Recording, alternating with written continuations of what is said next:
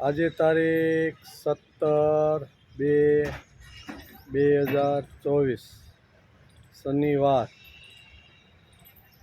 મહાસુદ આઠમ સંવંત 2080 અત્યારે સરસ મજાની ગૌશાળામાં ગાયોને મળવા અને ગાયોનું પાલન કરે છે તે ગોપાલો આ કેવા છે ગૌપાલન કરવા એમને મળવા માટે પીપી સવાણીની ગૌશાળા છે ને ત્યાં અબ્રામા રોડ ઉપર ત્યાં અત્યારે હું આવ્યો મળવા માટે ખાસ ગાયોની ગૌશાળા જોઉં એટલે મને આનંદ આવી જાય ને એવાય ગાયોનું પાલન કરનાર જ્યારે મળે ત્યારે ભેટવાનું મન થઈ જાય એ શું તમારું નામ?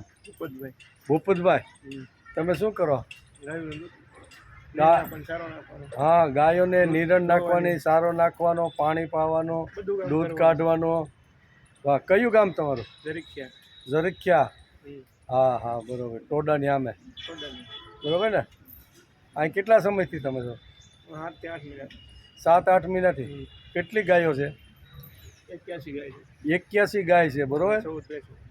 81 ગાયો, 14 ભેંસો, નાના મોટા વાસરું, એમ કરીને લગભગ 100 ઉપર બધું. સરસ મજા. કેમ લાગે છે તમને?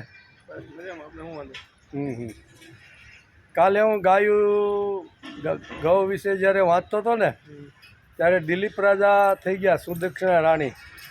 એ બંને મહર્ષિ વશિષ્ઠે કીધું કે તમે ગાયને લઈને જંગલમાં જાઓ અને ત્યાં એની સેવા કરો અને ઘણો સમય સુધી એની વચ્ચે રહ્યો તો તમને મોટી ઉંમરે સંતાન નથી ને તો ગાયોની મધ્યમાં રહેવાથી તમને સંતાન થશે. એનું કારણ તમારી અંદર જે કાંઈ તત્વો ઘટે છે ને એ ગાયોના શ્વાસોશ્વાસમાંથી, ગાયની ખરીમાંથી, ગાયની સાણમાંથી, ગાયના ગૌમૂત્રમાંથી, ગાયની રૂવાટીમાંથી આ બધું તમને મળશે અને એના દ્વારા તમારે ત્યાં સંતાન થશે. આમ કરી અને ઘણા સમય સુધી આ દિલીપ રાજા આવી રીતના ગાયને લઈને ગયા અને પછી રઘુનો જન્મ થયો. કહેવાનો અર્થ ગાયની મધ્યે, ગાયની આજુબાજુ, ગાયની આગળ પાછળ, ગાયની સામે ગાય સૂતી હોય ત્યારે એના મસ્તક રાખીને જો આપણે સૂઈએ તો આપણી અંદર જે કાંઈ ઉણપ હોય, તત્વો ઘટતા હોય ને એ ગાયની અંદર ભરપૂર છે. એમ કહેવાય 33 કોટી દેવતાઓ એની અંદર વાસ છે. તેથી આજે હું એક ભાગ્યશાળી માણસ એટલા માટે બન્યો છું કે આ ગોપાલનું જે ગાયોનું જે પાલન કરે છે એવા ગોપાલોને આજે મળવાનું મન થયું. બીજું તમારે કાંઈ કહેવું? કાંઈક તો કહો, તમારે ગાયો વિશે કાંઈક કહો. ગાવું જ છે, એની સેવા કરો એટલી સારી છે. હું વાંધો સેવા કરવાનું. શું નામ કીધું? ભૂપતભાઈ એમ કહે છે કે ગાયની જેટલી સેવા કરીને એટલી સેવા કરવાની, બને એટલી સેવા. એ દૂધ તો આપશે જ, સાણ તો આપશે જ, ખાતર તો આપશે જ, એની સેવા કરો. પણ સેવા કરવાથી સેવા કરવાનું કામ મહત્વનું. હા, અને ગાયની મધ્યમાં રહેવાથી તંદુરસ્તી બહુ સારી રહે છે બરોબર. શરીર બિલકુલ ફ્રી રહે.